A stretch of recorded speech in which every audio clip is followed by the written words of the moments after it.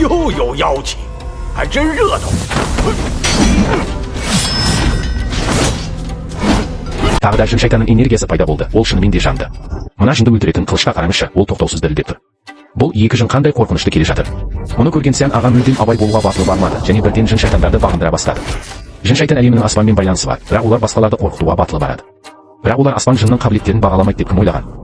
Бір дыбыспен ол табыттың қақпағын лақтырып жіберіп, менің алдымда жабайы әрекет етуге батылы барды. Сян аға маңызды мәселені айтпай-ақ қойса да, қасындағы жын шайтан баласы мүмкіндікті пайдаланды. Ол Венс массивін орнатып қойған болатын, ал қолындағы айналмалы үстел одан да қорқынышты, ызыңдап, гүрілдеп, секіріп кетті. Тіпті Сян ағаның сиқырлы сызықтары да оны тоқтата алмады. Мұның қаншалықты қорқынышты екеніне сене аласыз ба? Аспан жыны да сырттан шабуылды үйлестіріп жатты, ал Сян аға кенеттен есінен танып есеңгіреп қалды. Бақытымызға орай, оның шәкірті шешуші сәтте келіп, жын өлтіретін қылышты тұрып алып, қожайынына шашының ұшындай ғана берді. Енді бәрі қызық болмақ. Бұл биыл міндетті түрде көруге болатын отандық фэнтези, жекпе-жек өнері фильмі. Толық нұсқасы қазіргі уақытта платформада көрсетілуде. Егер сізге осындай нәрсе ұнаса, түпнұсқа фильмді көруге асығыңыз, сізге ұнайтынына кепілдік